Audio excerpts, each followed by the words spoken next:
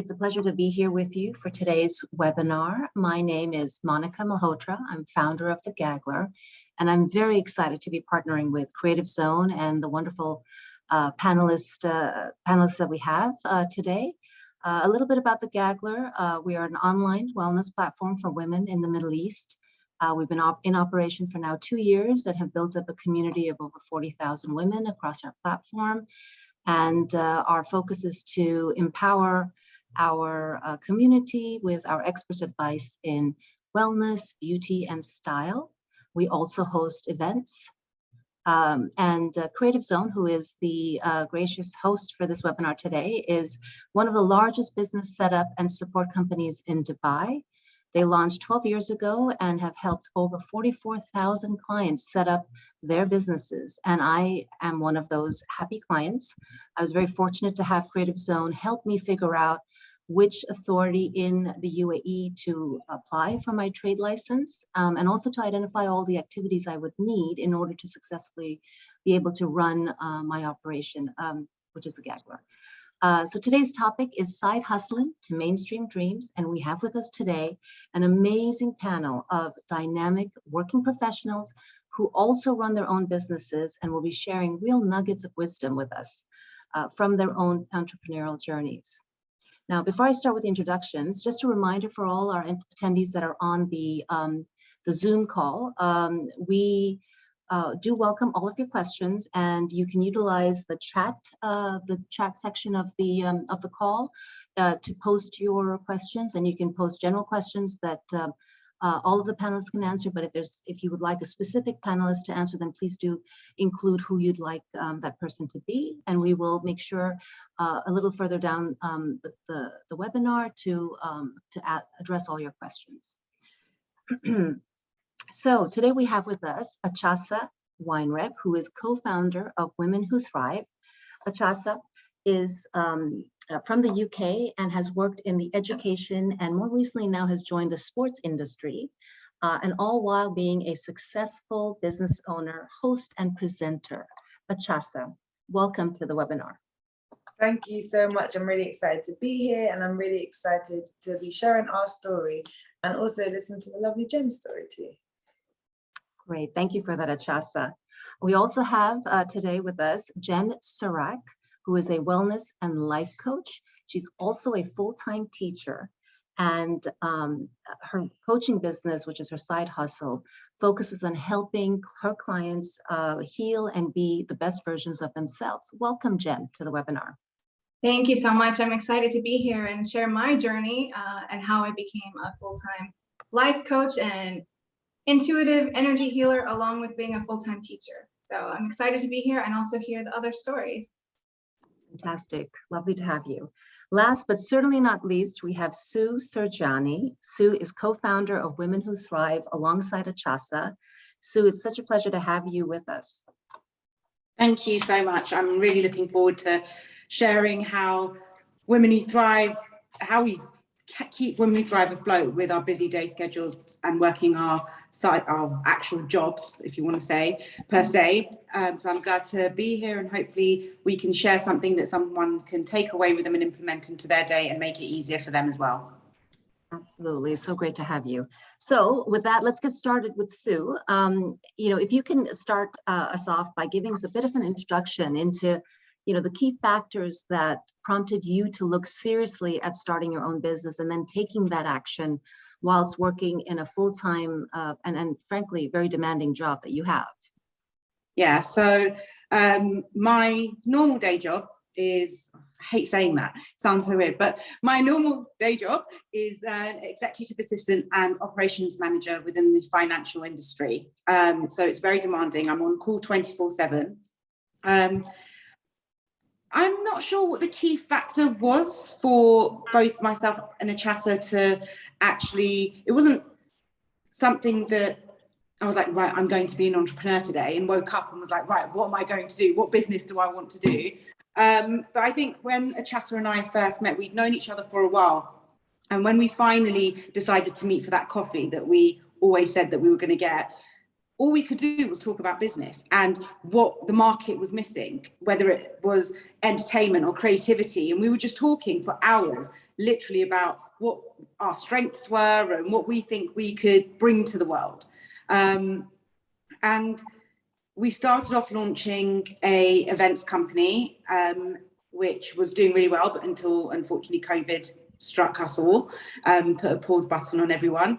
And I think that's when it was, I think COVID for myself, and I think for many other people, gave everyone a chance to just pause, sit back and think about, what is it I want to do? Where do I want to go? Do I want to carry on? Because in life, we do kind of get lost in the rat race of our everyday lives, our everyday jobs, and we forget that there's more to us and there's more that we can do and there's more that we can bring to life. And I think that was when Achasah and I kind of sat down and we started talking about the different things that, again, that we could do. And Women Who Thrive, which is doing so amazingly right now, a women's networking platform here in Dubai that looks at wellness, a 360-degree wellness. So we look at financial wellness, we look at mental wellness, health, beauty, whatever it may be. It didn't start off, again, it was something that started by us generally just saying, we want to bring, during COVID, we want to bring all these women together, just to encourage them and just say that everyone's doing it, we're all in this together.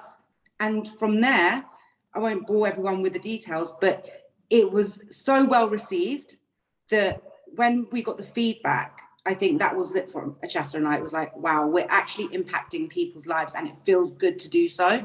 So we carried on and we did another event and over a year later, here we are. Wow, that's amazing. So it sounds like, you know, for you and also Achasah, that, you know, this was something that was sort of more driven out of passion, right? Because sometimes, you know, you will find, you know, a lot of working professionals, they're looking to maybe supplement, you know, their existing income. But it sounds like for you, it was really more about, you know, having a passion and having all these ideas and wanting to kind of just test out the market. And then that first event was your validation, you know, that kind of led Absolutely. you down this path. Yeah. Now, that's great. Great point, Sue. Thank you for sharing that. And Achasah, I'm going to pick up from where Sue left off to see if maybe, you know, for you personally, like, were there other factors that were kind of, you know, pushing you to kind of launch this business with Sue, or was it pretty much the same passion driven? As we were both, like Sue said, we both discussed business a lot. Women Who Thrive wasn't necessarily at the forefront of our minds when we first decided, okay, we want to go on the entrepreneurial like pathway. My mother is an entrepreneur. She works for herself. I've grown up in that home. So for me, I've always wanted to work for myself. And I was working within the schooling environment, which I really didn't get on with. It was just uncomfortable for me and I felt quite restrained.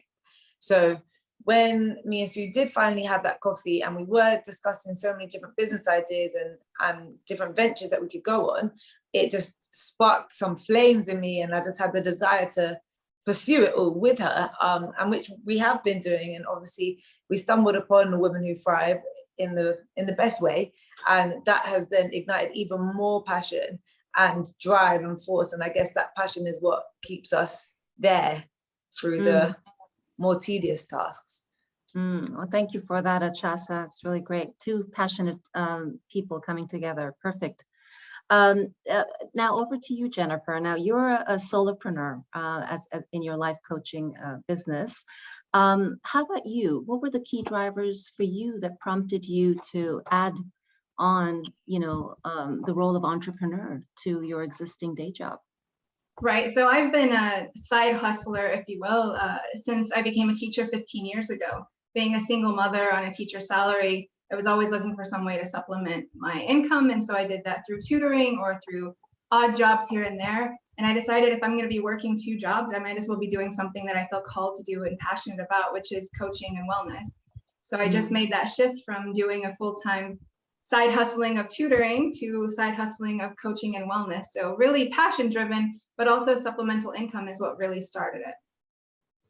That's great. Thank you. Thank you to each, you know, to each of you for sharing your insights. I guess what I'm understanding and hearing from you is that there's really a wide spectrum of circumstances and desires that can create that trigger, for somebody in a full-time, job to finally say sort of enough is enough, I'm going to give it a go, right? And take that first step. So thank you for that feedback. Okay, so let's switch gears now and talk a little bit about, your current employment and how that impacts your chosen side hustle. So Achasah, I'd like to come back to you. You come from an education background, and recently you've moved into a new industry, which is the sports industry, in a full-time role. Can you tell us a little bit about how perhaps your previous and maybe even your current experience has helped or hindered or maybe had no impact really on your current business? Because sometimes we find entrepreneurs they bring skill sets from their current jobs into their businesses and vice versa. So I'm curious to know what your experience has been so far with Women Who Thrive.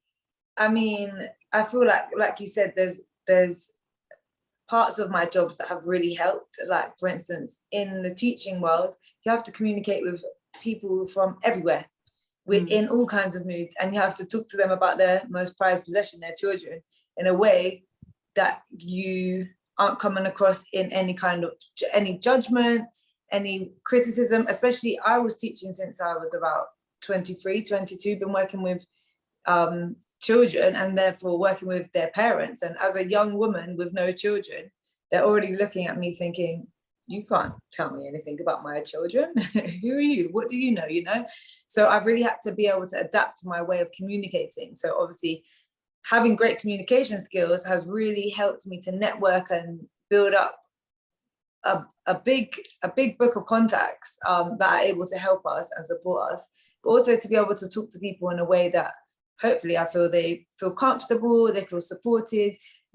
Gives me into the ability to create that warm, wholesome environment when we are doing our events, And with my new job now, it's within the sporting world and there's so much business going on. I'm understanding that world now. I'm understanding how business works. I'm understanding how to expand on things. So there's certain things I'm taking from it and I can directly implement now into Women Who Thrive. And there's some things I'm learning that I know will be useful in the future. So there's that. Obviously, the money from my jobs helps a lot.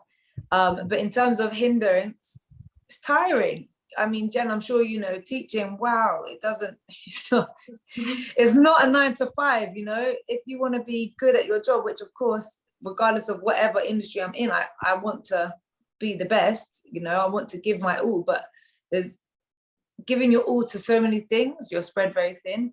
I'm also very sociable, so then that spreads me thinner too. So I have this kind of constant battle, trying to understanding of how to balance everything. But I think balance isn't necessarily an equal part to everything that you do. It's just what you feel you need at that time. That's what creates the balance for you, So in terms of the hindrance, I would say the tiredness and not having enough hours of the day. But other than that, I try to look at the positive. So try to take what I can from where I am and see how that can help the other situations I find myself in. That's great. That's great. No, thank you. Those really valuable insights there, Achasah. Now, Jen, you're also in the education industry. So has your experience been similar being a teacher? Has that sort of helped you in your business? And then have there been parts of your business that you've kind of maybe even infused into your day job? Sure. So as Achasah was saying, teaching is exhausting, and it's not just a 9 to 5 because we always have emails, we always have parents, we always have something coming up. So one of the most important skills is time management. And so being able to manage my time and separate my time from my full-time teaching job and then my business as a solopreneur, as you put it. I love that term, actually. So those skills are transferable, as well as being extremely organized. In education, you have to plan and plan and plan and plan ahead and plan for the unexpected. So having that skill has really been able to transfer over into my coaching business. And as far as my coaching business into education, absolutely. I've been incorporating mindfulness, meditation, and coaching into my classroom for the last 10 years. So they kind of go back and forth. And that's amazing to see, you know, because look, it is, as you said, it is tough to be navigating a full-time job as well as trying to launch and nurture, you know, your business. And if there are kind of overlaps that can happen to sort of maybe help improve or impact positively, you know, both sides of that coin, I think it's really amazing and remarkable, and hats off to you, to both of you, you know, to be able to do that. Okay, I'd like to now address my next question to Sue. Sue, you've been in the corporate world for what, over 15 years in lots of different industries, banking and real estate and finance. And then, you know, with Women Who Thrive, what has been maybe one or maybe even two of your biggest, you know, learnings that you've had in this journey, kind of straddling the corporate world and your business? That is a great question. My and actually learnings that you didn't anticipate. Let me add that. Right? Sorry, say that again. And learnings that you didn't anticipate. So something that kind of really caught you maybe off guard. Okay, I think for me, working in the corporate world and being a woman, like, I know it's said, but I don't think until we got more involved in Women Who Thrive, I don't think I understood and realized how not hard, I don't want to say hard because I don't want to put a negative tone on it, but how much more women have to push and put in to get to get a seat at the table that they want to be at. And I think even though I was working hard, I kind of thought it was normal. The hours I was putting in, and I worked in a very, all my jobs have been very male dominant. And it was only until I started working, and my current boss now is a female boss, and she's amazing. And it's a lot of what I do now comes from her and is inspired by her. But I think the biggest eye-opener and lesson for me, and I think what I take into Women Who Thrive and what we push into Women Who Thrive is, you know, we all deserve, as women, we all deserve a seat at that table. We're all capable of having a family and doing it all. We're capable of having other responsibilities and doing what we want to do. It's not easy, but we can do it. And I think that's probably the biggest eye-opener. Although we've spoken about it and it's been spoken about for many, many of years, it's taken me a while to actually feel it, see it, understand it.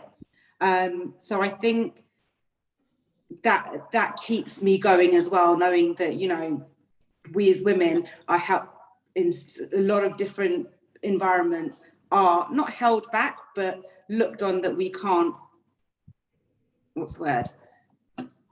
We can't get as far as maybe our male companions or wherever it may be. So that's definitely a big thing for me.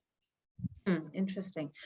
So, and I'm curious now, Jen, would you say that maybe your experience has been the same? Now with Sue, I know she's worked in very kind of large corporates, as she said, very male dominated. In the teaching environment, did you kind of feel something similar to what Sue has, you know, has shared with us today, or were your, you know, your learning sort of very different because you were in a teaching environment? Right, the teaching environment is very different from a corporate environment, and I have this conversation with friends of mine who are in the corporate world all the time, and I wouldn't say it's any less stressful or any less pressure or any less domineering type of thing, but it's just completely different. It is mostly a female-centered thing, right? Teaching, education is mostly females, from my experience and where I've been and where I've taught. So that kind of building each other up and holding each other up kind of innate in it. Teachers kind of want to support each other all the time. So that's been really nice. And then shifting into the coaching business, it's very interesting. It's there are some really great coaches out there who really want to support each other. And then there's also a lot of competition and a lot of coaches that see each other as competition instead of community. So that part is very difficult because I'm all about community and fostering this sense of empowerment among each other, but then you meet some people and they look at you as your direct competition. And so trying to find those people who look at it as a community and collaboration as opposed to competition, that has been a bit of a struggle for me, coming from a teaching environment where everyone was supportive and wanting to be on the same page for the best interest of the students and the school to going into an industry where there is a lot of competition.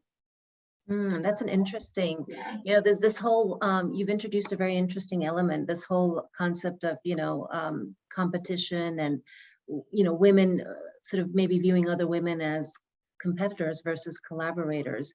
Yeah. And so how have you, you know, share with us maybe how have you managed, like, how do you cope with that? What do you do to kind of deal with that? Sure. So my life coaching style is a little different. I'm a spiritual life coach and I'm an intuitive. And so I kind of like just go with my gut. If I meet somebody and I feel like I get a really good vibe with them, then I collaborate with them. And if I meet somebody and they see me as competition, that's fine. There's enough for everyone to go around the way I see it. I would prefer to collaborate and have a sense of community because I believe there's so much power in community, especially when women come together as a community. So that's my preference.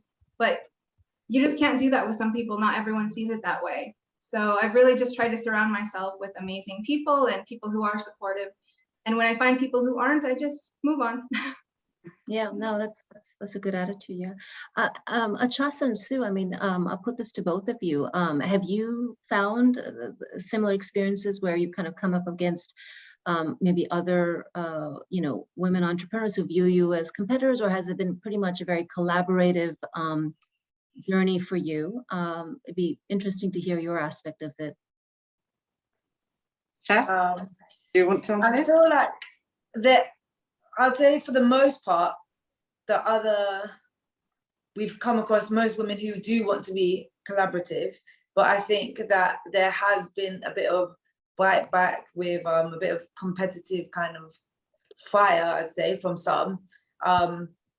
I guess where we are still quite new, there's other people that have been around, that have been established for quite a while, you know, even yourself, Monica, like, obviously we're collaborative, but some other people who have been around for a while, they kind of look at us and say, who are these guys, you know, like, why are you doing that? We did our award ceremony for our first birthday.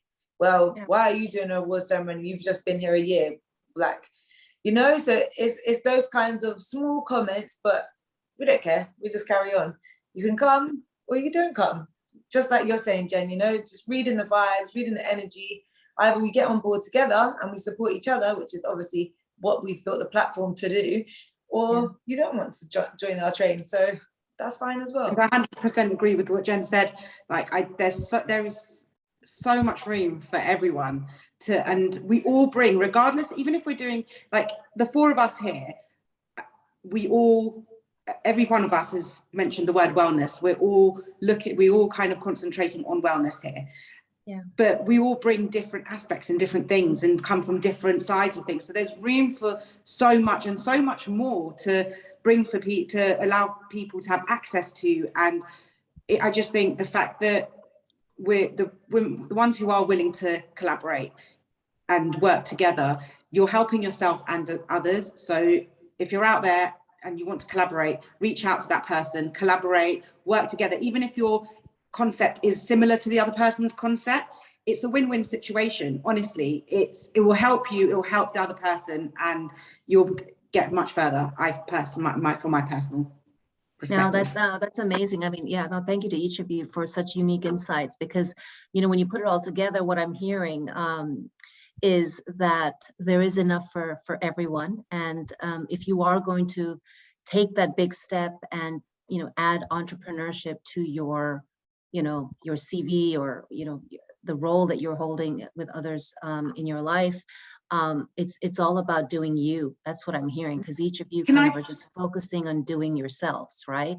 Yeah, and I just want to add, when you start, and so many of you who are on here, when you're working a job and you launch your business, or even if you don't have another job and you're launching a new business, 9 times out of 10, you're starting on your own. You don't have a team. You don't come guarded with everyone, a marketing team or a business team. You're on your own. So collabing with that another person, or getting to know another person who's doing the same thing for you, can actually bring you so many lessons, because they might have found something, or they might have a key in something that helps you further your business. I know I can speak on behalf of myself and Achasah.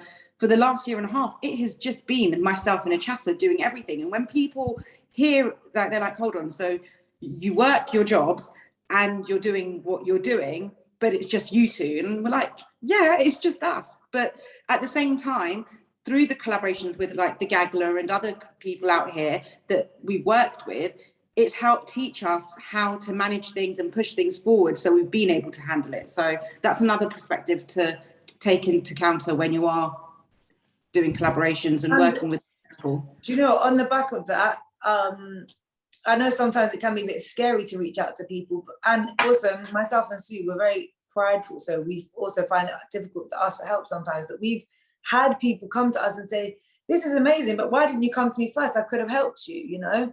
Yeah. And it is about utilizing your resources, because you asking for help, although you might be a bit shy, a bit nervous, the worst thing that's going to happen is they're going to say no. The best thing that's going to happen is you're going to get advice, support, all of these things, you know, so just ask, honestly.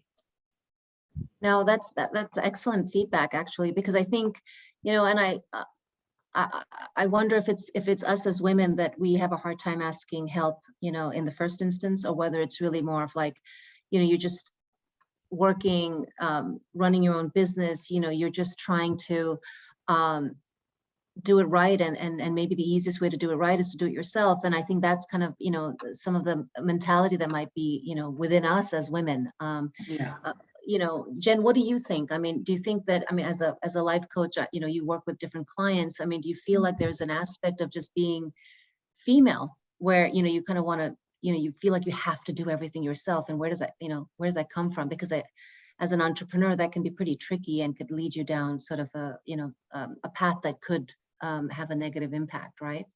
Yeah, absolutely. So when we admit that we need help, we have to do it from a place of vulnerability, which is very difficult for women to do. We have to admit that we don't know everything and we aren't able to do it all. And as women, we're generally expected to be able to do everything. Nobody hands us a guide at the beginning when you have kids or when you start a career or anything. It says, this is how you be a woman and this is how you also do X, Y, and Z. So we just try and figure it out on our own. And we often feel that if we can't, then somehow we've failed.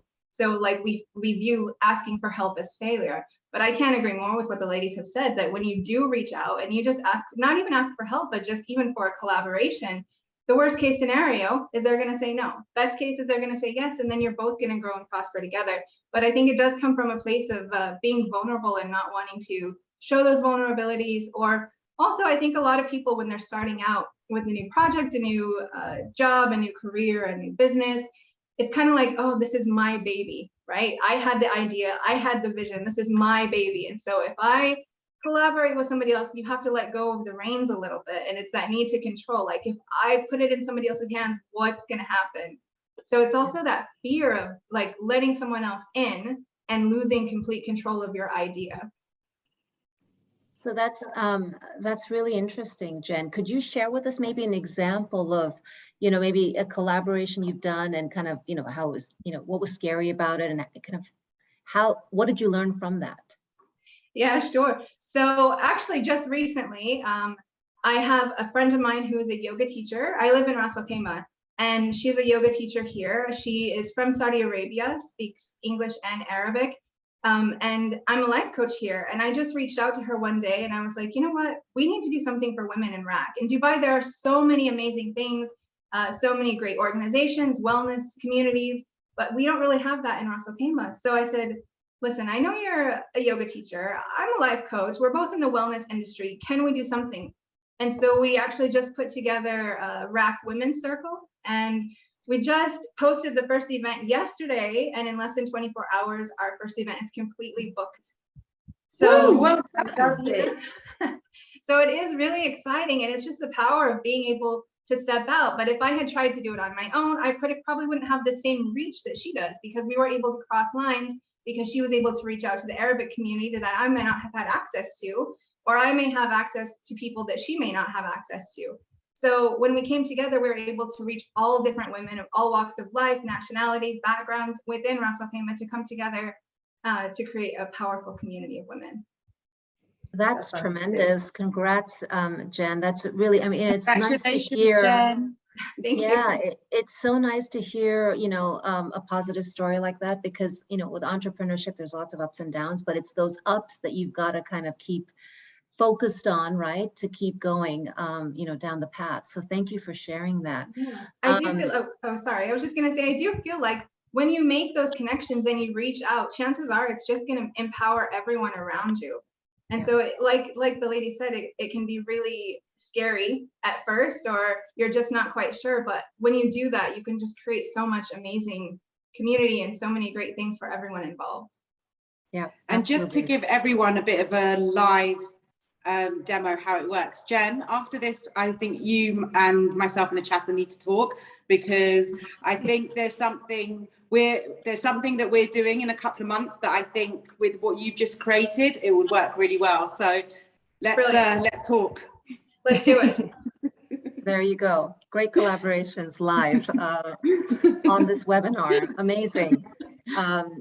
Okay, so I just wanted to pause for a little bit just to let the attendees know that if they have any questions, you know, about ideas that they're thinking of, and you know, questions about launching the business, questions about, you know, maybe challenges that you're currently having if you've already kind of launched and want to maybe get some advice from these wonderful entrepreneurs we have here on our panel, please feel free to post your questions on the chat, and we will make sure to cover them in a little bit when we go through, you know, the questions that have been posted. Thank you. All right, well, moving on. So I wanted to now ask, actually, you know, one of the things that I find that a lot of entrepreneurs that have full-time jobs think about is the question when, right? So when do I give my notice? When is my business doing well enough where I can quit my day job? And for some, I think, you know, it might be a very clear, like, financial milestone. But I've seen other entrepreneurs where it's you know, there are lots of different variables in addition to financial considerations. So I'd like to ask, I'd actually like to start with Sue, you know, from a Women Who Thrive perspective. Have you and Achasah sort of, you know, chatted about that? Do you have a milestone where, you know, you'll hit and then that's it? You know, you both or maybe one of you will quit to kind of work full time on Women Who Thrive. What is, you know, tell us a little bit about your thought process around that. So I don't think we've discussed it at great length, but one thing that Achasah and I have spoken about is, and I think one of the strong main reasons her and I've worked very well together is we share a lot of the same goals and what we want to achieve as an end goal. Before even Women Who Thrive came about, we're both passionate about women's welfare. We're both passionate about child welfare, especially in the UK. And I remember Achasah and I, when we were talking about business, we were in IKEA. I don't know if she remembers this, but we were sat down in IKEA and ended up having like a mini meeting in IKEA and talking about what our aspirations and what our goals are. And I think the end goal for both of us is to set up an institution where we can help underprivileged children and women. And I think until we get to that point, until we get there, that's where, for me, that's my end goal. And once I reach that, I would probably be in a position where I'd be like, yeah, this is now where I want to be. I've got what it is, and I can just solely concentrate on that. Obviously, for me, it's all about finance plays a big part. So obviously, as Women Who Thrive does well, we might not get to the end goal, but close as. But as if I'm talking from now to look out, it's when that's the goal. When I reach that goal, I can then look at my job and financially and be like, yeah, we've reached our goal. We're where we need to be. Okay, so it sounds like it's a primarily like a financial goal that would then allow you to do this philanthropic you know, initiative that you're passionate about. Okay, great. Thanks for sharing that, Sue. So, and Jen, over to you. Would for you also, would it be primarily a, you know, a financial milestone before you say, okay, I think I can kind of, you know, quit the teaching and focus on coaching full time? That would make sense, but a lot of things I do don't make sense to most people. For me, I think it's just more of a passion. When I get to the point that I feel like my teaching job is holding me back from being able to create events, to do things, to empower people, to coach people, to really do what I'm the most passionate about, which is my coaching and wellness. When the teaching is holding me back, I have to let go at some point. And so I feel like there's not ever going to be a point where I feel like, okay, I don't need a steady income anymore. Like, I don't need a guaranteed income anymore. There might be eventually, but if I wait for that day, then am I ever going to be able to create this amazing career in coaching and wellness that I want? Got it. So- So maybe it's financial to a certain point, and then it's really more of like, is my day job holding me back from my Yeah. dream, basically? Exactly. Okay. Exactly. Great. No, thanks for sharing that, Jen, because I think that is something that a lot of entrepreneurs grapple with. And initially it might be financial. I need to make X to be comfortable and focus on my business. But then I think you're right. When you kind of go further down the entrepreneurial, sort of route, you'll reach a point where maybe it's not so much just financial. It's more of like, I'm not doing a good job at my business, nurturing my business, and then maybe something has to give, right? Just for some examples, myself and Sue, we have a few friends out here who, when COVID hit, they did get made redundant. So it forced them to focus on their side hustle, and now their side hustles are booming, their side hustle is their main job because they were forced, their hand was forced to do that. So I think you're right, Jen, sometimes it's not always the financial goal, but actually having that extra time to give that big push to be able to achieve your side hustle as your dream job, Yeah, absolutely. So we'll switch gears now again. And my next question is actually one I'm going to actually pose to each of you, because you have such unique full-time roles. And what I'd like to kind of dive into is talking about your current employer, obviously without having to give any specific information, but what I'm curious to know is your current employer's approach to your side ambitions. Do they know? Do they accept? Do they support you in your side business? And I know Achasah, you've kind of touched on this. Sue, you've also touched on how your current boss has inspired you. So it'll be interesting kind of to hear. But I'd love it if you could share for the audience here any relevant situations or conversations you've had to navigate relating to your employer as a result of your side hustle. So I'd like to actually ask Achasah, first, if you could share, how your previous employer, I guess, because you're kind of in a new role now, but how did that fit in? And how did you deal with that? Was it something that was open with them? Well, with my previous employer, it actually is stated in the contract, you're not allowed to work and do anything else. But and that is pretty typical. That's pretty typical. Yeah, it's quite typical out here. And normally, especially if you're going to get your licensing, sometimes you have to have an NOC letter to be able to get those things. But I mean, for me, I didn't care. I was just like, you don't pay me enough to stay here and follow your rules. Are you really going to find me? Doubt it, So it's like, I just did what I wanted, really. And if I had to pull the odd sick day, I just did. So that was there. As I was going into my new employer, because obviously Women Who Thrive was already established and I wasn't trying to hide anything. I've also got lots of them on social media. So I just laid it out there from the interview process. I just said, this is what I do on the side. Some people might come home after a long day of work and watch TV. I don't. I work on my Women Who Thrive. That's what I do in my downtime. So it was like a clear vision that, okay, you pay me, yes. So I give you my full attention, but I do have my own time as well. And if I choose to spend my own time on this project, they're fantastic. I mean, my employer is also now fantastic and very inspiring in terms of his business etiquette. So that's very helpful for me as well, which is great. And I'm hoping at some point that we can have a bit of a crossover where I can use some of the athletes that I work with for Women Who Thrive. That would be fabulous and great exposure for us. So with that, I think with my new employer, I just gave full transparency because I just thought, I mean, you're not my employer yet. I've got nothing to lose. And potentially if it's all out there, I've got a lot to gain, And also I think it's better to be upfront than to try and hide behind, and I didn't want to hide anything, you know. So yeah, that's my story really. No, it's great. Thank you for sharing that. Jen, how about you? How has it been with your employer? Do they know? Do they support, you know, your side business? Yeah, so very similar. We're not allowed to have outside employment. It's stated in our contract.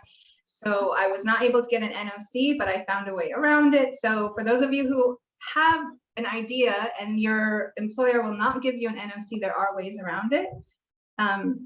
As far as the school where I work directly, some teachers know what I do, some teachers don't know what I do. I don't advertise it, I don't talk about it openly. I speak about it with some people. Some of the teachers follow my social media, some of my former students. So I don't hide it, but I don't talk about it either. Gotcha, Yeah. gotcha. Yeah, so it's just kind of completely separate. Understood. Okay. And Sue, I think your experiences, it sounds like from the preliminary sort of comments you've made, it's been quite different because, you know, you have a boss that's inspired you and is fairly supportive. So could you maybe talk through so that we can, you know, have a contrast maybe to, you know, for the audience of how, you know, it can be perfectly okay with an employer if their employee has a side business. Yeah, so although I have a really good relationship with my boss, and I've worked with her now for almost 7 years, but I was still quite scared to tell her that I had a side hustle, or I was building a side hustle, because she is quite demanding and I keep her life in check. If without me, and she says it, she doesn't know where she would be without me. And I really thought that if I told her I had something else going on, she may be worried, or that, you know, I may not be able to give the attention that she requires on work, and I may not turn up 100%, and she expects 100% every day, all day. So I was nervous in telling her, despite our good relationship and despite the fact that she is an inspiration as a woman boss and a mother, and she is a total woman boss, honestly. So, but I can't remember her reaction as such when I first told her, but ever since I've told her, she has been so supportive. She has helped with advice if I need it. There'll be times where I'll be just in the middle of working, we'll be in the office, or I'll be at her house working, and she'll remember and she'll be like, oh, how's Women Who Thrive going? What have you done lately? Tell me about it. And I'll tell her, and she'll give me a point. And she's a very, very, very intelligent businesswoman. So if I say that we're doing this or that, the other, she'll be like, oh no, maybe you should try doing this and try doing that. So she's been very, very, very supportive. She employed us when we did events. Yeah, when we were doing events, especially when we were doing events, she employed us to help with her children's events. So yeah, I've been very lucky in that respect, that she's been absolutely amazing. And I think being transparent with her, and we've got an understanding, and showing her that, you know, I won't drop the ball on my job and I can still carry on doing. And just like Achasah said, a lot of people in their downtime, they've got time, they'll go home and switch on the TV. Achasah and I, on our downtime, we're working on Women Who Thrive. And we make it work. It's not easy. It's not easy at all. People ask us all the time, how do we do it? I personally have asked Achasah, and she's not done this yet, but I've asked her to create more hours in the day. She's not yet done it, but I'm hoping she finds how we can do this. But if you believe in what you're doing, and you have a passion for what you're doing, and you can see the vision, and you believe in your vision, you will find the time to juggle both and be able to keep your employer happy and be able to reach your goals. And as long as you're realistic with yourself and you take a step back, and I just think communication is key. If I've got an event that's coming up, I will check with my boss. My job that pays my bills is primarily the first, takes precedence and a lot, because without it, I would not be able to get by during the day. So I have to remember that, as much as I'm passionate about Women Who Thrive and I want Women Who Thrive to grow, my job that pays me every day at the moment comes first, and I've got to put that and prioritize that and make it work. And no, that's so true. And I think what I love is about each of your responses is, you know, for the audience today, is they can see that there are instances where, you know, your contract may say something that would not allow you to have a side business, but there are, as Jen has said, there are different ways, you know, to get a proper license where you're okay and you don't really infringe on anything. And then Achasah has sort of hinted towards certain, I guess, tactics that help make it work. And Sue, you know, with your experience, you know, showing the positive side of how, you know, transparency can be very collaborative and actually support, you know, to have your boss be a client of your side business, fantastic. So the message here is anything's possible. Where there's a will, there's a way. If you're truly passionate about having a side business, you know, you can do it, is what I'm hearing loud and clear from all three of you. So I'd like to now actually take a look. We've got quite a few amazing questions from our audience here. So we have a question here about overcoming doubts. So overcoming doubts is my biggest hurdle. What are some tools or approaches that we can take to test the sustainability and success of our business ideas? How do you judge if your idea is worth getting into the market? Any suggestions, please? So I'd love to actually put that to Achasah, you know, to see, you know, how you would advise, you know, the person that's asked this question, you know, what's the way to kind of know whether your idea kind of makes sense? I think one of the first things is definitely market research, you know, like see what, I don't know what your idea is, but whatever it could be, see what's already there, you know, and if you believe that your idea is better, go for it, you know, like, and if you don't believe your idea is better, find a way to make it better. I always say there's how many loaves of bread when you walk down the aisle, and how many more are being created anyway. So carry on. If you're passionate about what you like, just do the research and make sure yours is the best and go for it. Do you have any specific suggestions on like how to do market research? Are there particular tools or easy ways that don't cost anything that can be done? For me, it's honestly just a basic Google search, you know. If I want to open, I've got a few friends opening salons. If I want to open a salon, I would have a look at different salons in that specific genre of type of salon I want to look at. I might go and visit them. I might go, oh no, market research, get my nails done, you know, and do that kind of thing. If you can actually, if it's a malleable thing and you can hold it, go look at it, go. Because that, for me, I like things that I can see, I can hold and that kind of thing. So, or even if it's an online service, try out the service, go to those things, you know, that's the kind of thing. Even Sue and myself at the moment where we're trying to expand, we're like, we're gonna have to go try this out and try that out. Oh no, you know, like, because you're passionate about it, enjoy what other people have created already. Take notes, take actual physical notes of how the things that you like, the things that you don't like, to make sure you are creating the best, whatever it is, version of that thing, you know. So my advice is, Google research, find out how much there is of that thing out there. Go try it all out, enjoy it, and then take the best from everything and put it together to make top tier version. To find your niche basically within that, right? Absolutely. 100%. So how about you? So other than market research, would you have any other suggestions to advise this young lady? Talk to people, talk to your friends, talk to anyone you can talk to. One thing that I didn't know was so powerful is networking events. They are so powerful, and there's so many free ones.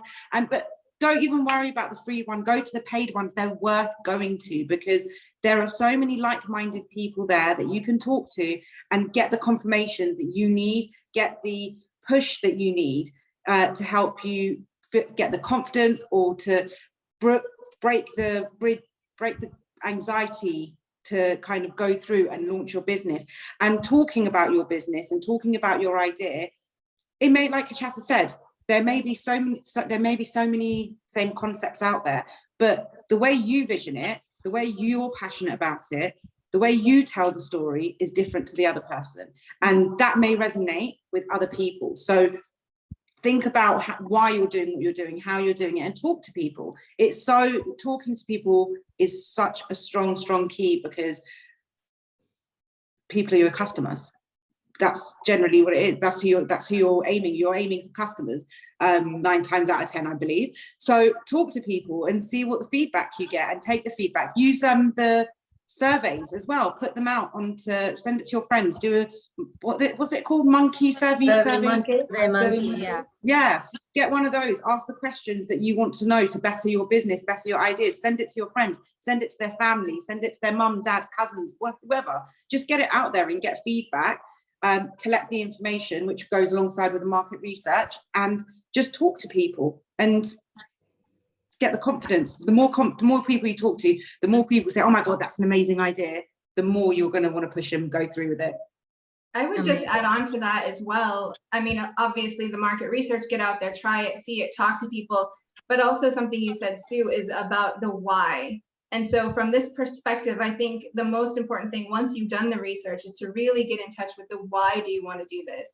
Do you want to do it because you're passionate? Do you want to do it because you need that extra income, which is okay. There's absolutely nothing wrong with that. But really get in touch with your why and be okay with it. Own it. If it is just for the extra income, that's absolutely fine. Everyone needs money. Everyone has bills to pay and needs to eat. But just be okay with whatever your why is, get in touch with it, and then go from there. Yeah. Amazing. So I think very, very comprehensive answer to that question. Jen, there's actually a question here for you. So we have somebody that has had the desire of getting into life coaching since she was 18, but has put it off based on something someone said. So there are no details here, but I assume it was obviously something that was negative. And she still has a desire to pursue it. She'd love to get in touch with you. So I hope that's okay. Yes. But just given kind of what she shared with us here, what would be your advice to somebody that has clearly a passion for something, but unfortunately for whatever reason, society, conditioning, programming, commentary, everyone has something to say. How do you overcome that? Do it. That's it. Just do it. Everyone's going to have something to say. Everyone's going to have an opinion. But if you're passionate about something and you believe in it, and you feel that it's your calling since you were 18 years old to do it, clearly there's something there. Just do it. I'm not everyone's cup of tea, and I'm okay with that. I wouldn't want to be. Everybody has something different to offer. So you can't please everyone. And if you do try to please everyone, you're just going to drive yourself crazy and end up pleasing no one, especially yourself. So if it's something you're passionate about and you want to do it, just do it, because there are always going to be doubters. There are going to be negative people. I'm sure Achasah and Sue would agree with me that there are always people that are going to tell you, you can't do that, or you shouldn't do this, or this is a bad idea. Who do you think you are? There are always going to be those negative people out there, but you just have to kind of ignore them and believe in yourself and just go for it. And yeah, definitely reach out to me. I also want to say that sometimes I think also depending on what environment or culture you're from as well, it may be people close to you, and not necessarily that they want to be negative, but maybe they don't have the same vision as you, or maybe they don't understand it, or maybe they don't see it the same way as, well, that's the same as vision. But if I listen to certain family members about certain things, even with what I'm doing now, I don't think certain people around me understood what it was, because they've never experienced, they've never been to a networking group, they've never talked really about women empowerment in that sense. So they're like, are you sure this is something you want to do? Are you sure this is something that's going to keep you happy in the long run? And if I'd listened to them and even let their judgment or their thoughts creep in a little bit, it may have held me back. But this is something that I believed in, and it's something that I know it works, because I've been out there, I've been to networking events, I know it works. So it depends. I just think even if it's someone close to you and they're not trying to come across in a negative way and they're just doing it as out of concern, don't let that. That's so easy to creep in because it's someone close to you. So it's so much easier to listen and be like, oh, actually, especially if it's someone you hold in higher regard, like a parent or something, and you might turn around and be like, oh, maybe they've got a point, they know better, or maybe I am throwing myself in too deep. Risks. Life is about taking risks at times, and I personally try to live by a motto of not having that saying of what if I did this, what if I did that. So if you believe in something and you want to do it, especially from the age of 18, honestly, try it. And if it doesn't work, it doesn't work. At least you tried. At least you tried. Thank you, Sue. That's great. That's great. Achasah, did you want to round out with anything before I mean, on the back of that, I just think, going back to Sue's point earlier about talking, if you're talking to lots of people, I'm sure for every one negative comment you've had, you've probably had 10 positive ones. It's just, we hold on to that negative comment. And like Sue said, especially if that person is held in a high regard, we're going to hold it. But there's something, and you've obviously been having these affirmations throughout your life telling you that you should be going on this pathway. So why listen to that one negative person when you could be listening to all of the other positive signs that have been coming your way, which is keeping that passion alive for what you want to do, you know? Yeah, absolutely. Well said, well said. Okay, so we have 5 minutes left. So I'm going to move into the session of the webinar where we kind of just share final thoughts. And so just to all the panelists, if there is, one final thought or comment or advice that you'd like to share with our attendees today. I'd like to start with Jen, actually. If you can tell us what your final thought for this webinar is. Sure. My final thought would be that if you have an idea and you're passionate about it and you feel like you should do it, give it a try. Don't hold yourself back. We only, the saying YOLO, we only live once, right? So go out and follow your dreams, follow your passion. But while you're doing it, make sure that you find a good balance, because if you work yourself too hard in your main job and your side job and don't take time for yourself, you're going to get burned out very quickly and likely to give up. So make sure that you find balance, take care of yourself, but really follow your passion and believe in yourself. Absolutely. Thank you, Jen, for that. Achasah, your final thought for today. Oh, I was hoping you'd come to me last. I could. Would you like us to do that? I could go Yes, to Sue. All right, Sue, your final thought for today.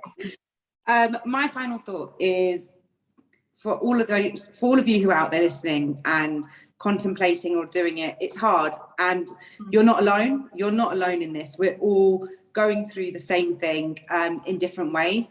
Talk to people. Like Jen said, take time for yourself. The one thing that through Women Who Thrive, through the wellness platform that we're doing at the moment, what we realize is we forget to take that moment to just breathe, to just step back and breathe. And it's okay.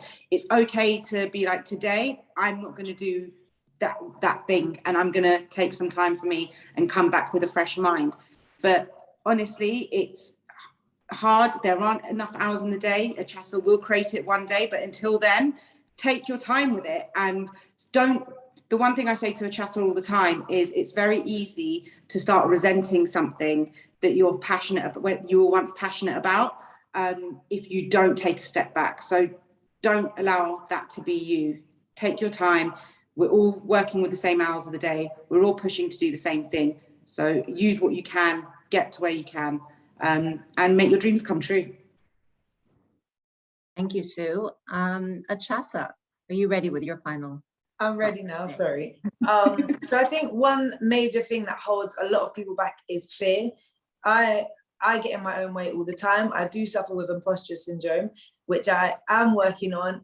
But for me, the thing that gets me through is looking at the fear and saying, well, am I going to die if I just take that step? No, I'm not going to die. It's an irrational fear because it's not actually affecting my health in any way. I'm just nervous. So I think a good tactic is to write down, like we were discussing earlier, all of the good things, all the positives that can come from it, and ignite that fire inside of you to help banish the fear, so that you just get started. Just take that one step in the right direction towards whatever goal it is, and just do it. Talk to a friend, talk to a positive influence in your life, just to have that accountability person, because it's always good to have an accountability partner, just to give you that extra push when you're finding it hard to take that first step, because it's actually not as scary as you've built it up in your mind at all. Excellent. Thank you so much, Achasah. Thank you to all our panelists for the valuable information and advice you've shared with us today from your personal side hustle experiences. Just before we conclude today's webinar, this webinar has been recorded, and so if you would like to go back and replay it, it will be available on Creative Zone's YouTube channel, as well as I believe tomorrow you will receive an email from Creative Zone with the link, so you'll know exactly where to go to download or not download, to replay the video. And if you registered and of course, you know, weren't able to attend for whatever reason, you'll be able to access the video there. So we're good now. So thank you to all of the attendees and of course the panelists for today. Thank you to Creative Zone for making this session possible. And I wish you all a great day, and hopefully a lot of this information will spur you to really seriously look at that idea you've had for a long time and take action. Thank you, Monica, for hosting, and thank you to Creative Zone for putting this together. We look forward to doing many more of these. So thank you to everyone. And if anyone who's watching has any questions for myself and Achasah, we're on our Instagram. It's us who are replying to everyone. So please feel free to throw any questions out to us. We're there. Yes, thank you so much, Monica and Creative Zone, and also Achasah and Sue. It's been lovely being part of this panel. And again, if anybody has any comments or questions for me, you can reach out to me on my Instagram at Jen Serak, and would love to hear from you all.